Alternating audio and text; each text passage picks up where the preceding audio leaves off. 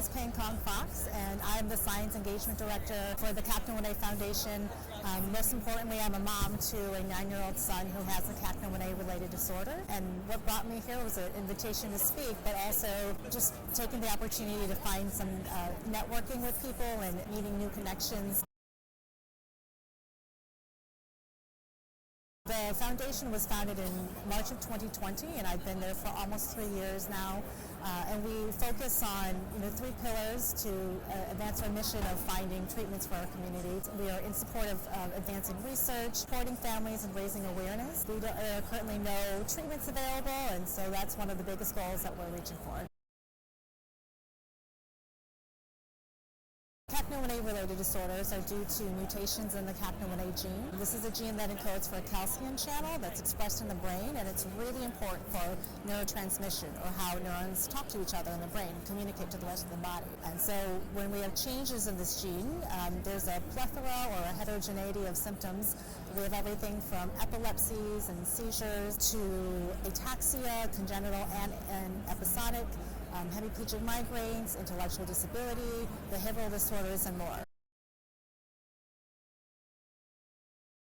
So he was diagnosed when he was 6, which is, I guess, one of the more shorter diagnostic journeys out there. But when he was born, there weren't any big red flags, but he started missing developmental milestones within the first couple months. And I think I was just too busy chasing after my toddler, his older brother, to really, notice that maybe these were red flags, because I just thought I had a really easy baby who just sat in one place and was happy all the time. And as he started to, he turned 1 and he wasn't walking and he wasn't talking, and we were referred to early intervention, which was a great introduction into getting some of those support services. But at some point, he was just baffling one specialist after another. And it wasn't until he had a tentative diagnosis of cerebral palsy, and both of his physical therapists said, well, I think there might be something else there. He had been diagnosed with left hemiparesis, where his left side was weaker or paralyzed, but it wasn't very consistent. So that brought us to a neuromuscular neurologist who ruled out anything neuromuscular, but then also said, I think there's something genetic, and that's how we got down the pathway of genetic testing. It's a genetic test. I think because of the heterogeneity of symptoms that we have, it's hard to diagnose. I think a lot of our early diagnoses come from if the child is having seizures or epilepsies, and then you can pick it up on an epilepsy panel. But for my son, who does not have epilepsy, does not have seizures, the ataxia and the intellectual disability has really been the more prominent features. And so it didn't really point to anything that we could test for right away. But eventually it was a cerebral palsy genetic panel that uncovered the pathogenic mutation in the CACNA1A gene. Right now, all the treatments are symptomatic, which I know is not unique to just our disease. We don't have any specific treatments that have been approved by the FDA for CACNA1A-related disorders. Some of the treatments that we are using, such as acetazolamide to treat ataxia, as well as hemiplegic migraines, those are off-label right now. There's some variability in how successful it is on patients.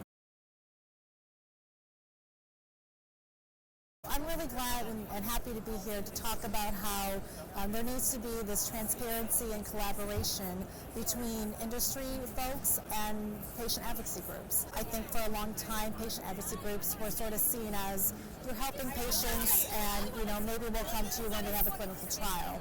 But what I really want to showcase is that patient advocacy groups, such as the CACNA1A Foundation, we have set up framework and infrastructure to really support drug development for rare diseases, as well as designing clinical trials. And so I'm showcasing what we've done at the CACNA1A Foundation as sort of, appealing to industry folks out there that we can be a partner, and we should be a partner from the beginning. I think one of the biggest factors is the patient community. When you have a rare disease, you have a small population to begin with. There's not much known in terms of just the mechanisms of the disease, and there's not a lot of research out there. And what we can bring to the table is that we know our patients, we have their ear, we have their trust. And so when it comes to designing clinical trials, we can tell you what will work for our community and what won't.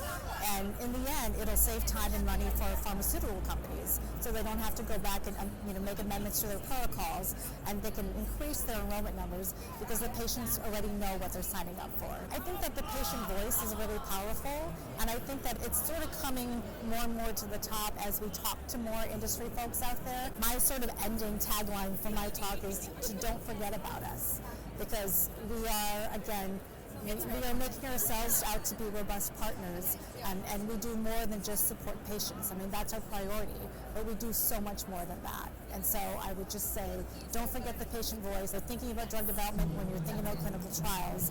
We can help you, and we can make it easier and faster and cheaper.